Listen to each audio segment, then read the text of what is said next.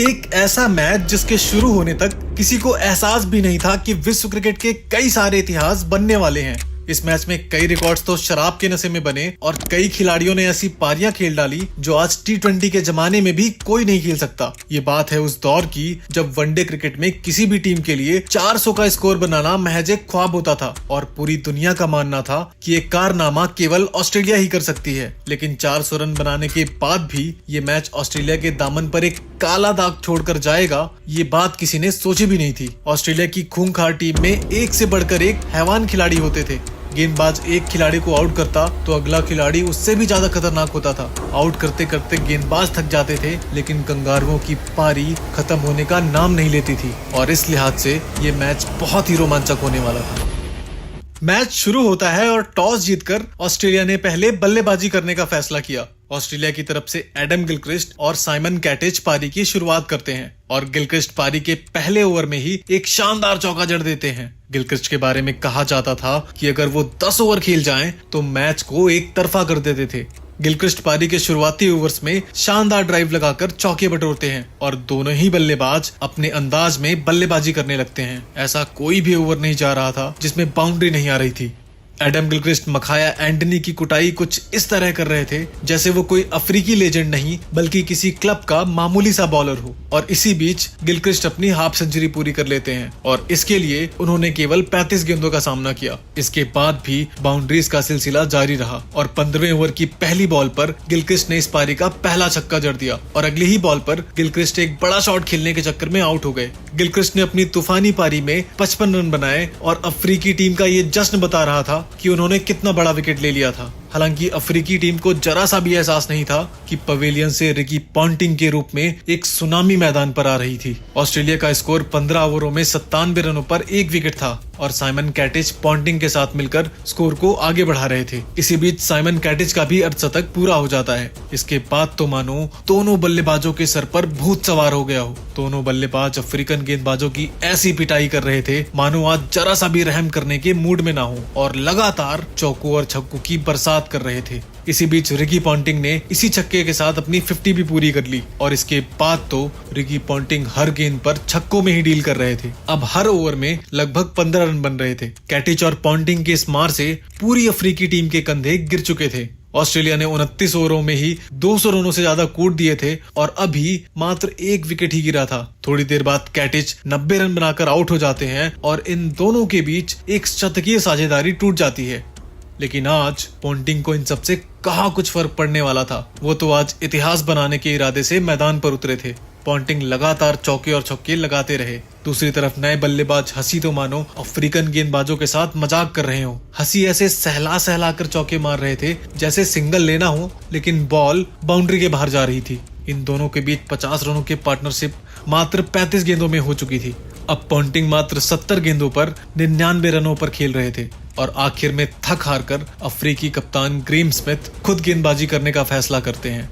एक कप्तान दूसरे कप्तान को गेंदबाजी कर रहा था और सिंगल लेकर पॉन्टिंग ने अपना शानदार शतक पूरा कर लिया। इस बीच माइक हसी भी कहां पीछे रहने वाले थे। उन्होंने भी अपना 50 पूरा कर लिया और अब माइक हसी अपनी खूंखार बल्लेबाजी से पूरी दुनिया को बता रहे थे कि आखिर उन्हें क्यों मिस्टर क्रिकेट कहा जाता है। अब ऑस्ट्रेलियाई टीम का स्कोर 42 ओवरों में मात्र 2 विकेट खोकर 356 रन हो चुका था और अब रिकी पॉन्टिंग सिर्फ छक्कों में डील कर रहे थे। रिकी पॉन्टिंग इतनी आसानी से छक्के मार रहे थे जिसे देखकर ऐसा लग रहा था मानो रिकी पॉन्टिंग के बल्लों में कोई स्प्रिंग लगी हो। वहीं दूसरी तरफ माइक हसी 46वें ओवर में 51 गेंदों पर 81 रन बनाकर आउट हो जाते हैं। हालांकि हसी अपना काम या फिर यूं कहें कि कांड कर चुके थे। टीम का स्कोर 376 रन था और पॉन्टिंग अभी भी छक्कों में ही डील कर रहे थे। देखते ही देखते पॉन्टिंग ने अपना 150 रन पूरा कर लिया, लेकिन अब इस इनिंग के मात्र 3 ओवर ही बचे थे और अब यहाँ से ऑस्ट्रेलियाई टीम कितने ही रन बना सकती थी। लेकिन उसके बाद जो हुआ उसने पूरे क्रिकेट जगत को हिला के रख दिया। रिकी पॉन्टिंग ने अफ्रीकन गेंदबाजों को मौत का मंजर दिखा दिया। साइमंड्स के इसी छक्के के साथ ऑस्ट्रेलिया का स्कोर 400 रनों के पार पहुंच जाता है। आज क्रिकेट का इतिहास भी ऑस्ट्रेलियाई टीम को सलाम कर रहा था। इसी बीच पॉन्टिंग 105 गेंदों पर 164 रन बनाकर आउट हो जाते हैं। वो आउट तो हो गए थे, लेकिन ये उनको भी पता था कि उनकी आज की पारी हमेशा हमेशा के लिए क्रिकेट जगत में अमर हो जाएगी। आखिर के 2 ओवरों में साइमंड्स ने अपना राक्षसों वाला रूप दिखाते हुए कुछ बड़े शॉट्स लगाए और टीम के स्कोर को 434 रनों तक पहुंचा दिया। आज से पहले ऑस्ट्रेलियाई टीम से 400 रन भी नहीं बने थे और इस टीम ने 434 रन बना दिए थे। आज इस टीम ने एक इतिहास रचा था और एक ऐसा इतिहास जो आज से पहले कभी नहीं बना था। ऐसा इतिहास जो कई दशकों तक टूटने वाला नहीं था। लेकिन ये कुदरत का करिश्मा ही था कि जो रिकॉर्ड दशकों तक नहीं टूट सकता था वो कैसे कुछ घंटों में ही टूट गया। आगे बढ़ने से पहले अगर आपको वीडियो पसंद आ रही हो तो एक लाइक जरूर करना। अफ्रीकी टीम के लिए ये मैच एक मजाक बन चुका था क्योंकि 434 रनों को पाना किसी करिश्मे से कम नहीं था। ऐसे हालात में अफ्रीकी खिलाड़ी पारी की शुरुआत करते हैं और जहां इस मैच में एक अच्छी शुरुआत की जरूरत थी तो वहीं दूसरे ओवर में अफ्रीका को बोयटा डिपेनार के रूप में पहला झटका लग गया और अब हर्षल गिब्स मैदान पर आ रहे थे, जिन्होंने पिछली रात इतनी ज्यादा शराब पी ली थी कि वो अभी तक नशे में थे और मैच शुरू होने के 1 घंटे पहले ही टीम से जुड़े थे। कहा जाता है कि सरफिरे लोग ही इतिहास बनाते हैं और गिब्स वही थे। अब आप कहोगे कि शराब वाली बात कहां से आई। कई सालों बाद ऑस्ट्रेलियाई खिलाड़ी माइक हसी ने अपनी आत्मकथा अंडरनीथ द सदर्न क्रॉस में इसके बारे में लिखा। गिब्स मैच से एक रात पहले होटल के रेस्टोरेंट में डिनर करने गए। बाकी क्रिकेटर्स भी खाना खा के वापस आ गए, मगर हर्षल गिब्स कोना पकड़कर शराब पीने लगे और माइक हसी ये सब बड़े ध्यान से देख रहे थे। अंत में हसी जब सोने जा रहे थे तो उन्होंने अपने कमरे की खिड़की से देखा कि गिब्स अभी भी शराब पी रहे थे और हसी ने मन में ही सोचा कि चलो अच्छा है, एक अफ्रीकी टॉप ऑर्डर बैट्समैन सस्ते में निपट जाएगा। लेकिन आज कुछ और ही होना था। हर्षल गिब्स अफ्रीकी टीम के कप्तान ग्रीम स्मिथ के साथ मिलकर पारी को आगे बढ़ाते हैं। दोनों ही बल्लेबाजों का एक ही टारगेट था। टारगेट तो हासिल होने से रहा, लेकिन हर गेंद को बाउंड्री के पार जरूर पहुंचाना है और देखते ही देखते दोनों के बीच 50 रनों की पार्टनरशिप हो जाती है। साउथ अफ्रीकी टीम के खिलाड़ी और फैंस बस एंजॉय कर रहे थे क्योंकि टारगेट तो बहुत बड़ा था और इसलिए ये दोनों खिलाड़ी अपनी पारी का बखूबी आनंद ले रहे थे। गिब्स ने इसी सिंगल के साथ अपना 50 पूरा कर लिया, लेकिन स्मिथ भी कहां पीछे रहने वाले थे। उन्होंने भी इस चौके के साथ अपने 50 रन पूरे कर लिए और इन दोनों के बीच एक शतकीय साझेदारी हो चुकी थी। टीम का स्कोर 16 ओवरों में मात्र 1 विकेट पर 116 रन था और उसके बाद ग्रीम स्मिथ की आंधी देखने को मिलती है। स्मिथ ने लगातार चौकों और छक्कों की बरसात कर दी। दूसरे छोर पर हर्षल गिब्स भी शॉट्स पे शॉट्स लगाए जा रहे थे, लेकिन उसी दौरान अफ्रीकी कप्तान ग्रीम स्मिथ 55 गेंदों पर 90 रनों की धुआंधार पारी खेलकर आउट हो जाते हैं। टीम का स्कोर 22 ओवरों में 2 विकेट पर 190 रन होता है और एक कप्तान की ऐसी बहादुर पारी देखकर बाकी खिलाड़ियों में भी कुछ कर गुजरने की उम्मीद जग जाती है। लेकिन अभी भी मंजिल कोसों दूर थी और शराब के नशे में धुत खिलाड़ी अभी भी मैदान में छक्कों की बरसात कर रहा था और अब उसका नशा सर चढ़कर बोल रहा था। अब हर्षल गिब्स 78 गेंदों पर 97 रनों तक पहुंच गए थे और इस शानदार चौके के साथ गिब्स ने एक शानदार शतक लगा दिया। अब गिब्स अपने आपे से बाहर हो चुके थे और गेंदबाजों के साथ खिलवाड़ कर रहे थे। जिन ऑस्ट्रेलियाई बल्लेबाजों ने अफ्रीकी गेंदबाजों का जनाजा निकाला था और उनको मौत का मंजर दिखाया था, अब हर्षल गिब्स उनके ही गेंदबाजों की कब्र खोद रहे थे। नए बैट्समैन डिविलियर्स ने भी कुछ शानदार छक्के लगाए, लेकिन वो मात्र 14 रन बनाकर आउट हो जाते हैं। अब अफ्रीका को 19 ओवरों में 151 रनों की जरूरत होती है, लेकिन गिब्स रुकने का नाम नहीं ले रहे थे और छक्कों पर छक्के लगाए जा रहे थे। उनके शॉट्स देखकर ऐसा लग रहा था मानो वो अपनी जिंदगी की आखिरी पारी खेल रहे हों। लेकिन 32वें ओवर में गिब्स 111 गेंदों पर 175 रनों की धमाकेदार पारी खेलकर आउट हो जाते हैं और गिब्स के विकेट के साथ अफ्रीका की जीत की उम्मीद धुंधली दिखाई देने लगती है। ये स्कोर तो मुश्किल था लेकिन नामुमकिन नहीं था और गिब्स ने एक दिल दहला देने वाली पारी खेली थी। अब इसके बाद जैक कैलिस मैदान पर आते हैं और कुछ शानदार शॉट्स लगाकर साउथ अफ्रीका की जीत की उम्मीद बढ़ाते हैं, लेकिन थोड़ी देर बाद ही मात्र 20 रन बनाकर आउट हो जाते हैं और अब एक वक्त पर साउथ अफ्रीकी टीम को 50 गेंदों पर 87 रनों की जरूरत होती है और जस्टिन केम्प एक छक्का लगाकर अगली ही गेंद पर आउट हो जाते हैं। मार्क बाउचर और वांडर वॉथ क्रीज पर होते हैं और दोनों ने ही बहुत ही शानदार खेल दिखाया और लगातार चौके और छक्के लगाकर ऑस्ट्रेलियाई गेंदबाजों को दौड़ाते रहे। दोनों ही बल्लेबाजों ने कंगारू गेंदबाजों को दिन में तारे दिखा दिए।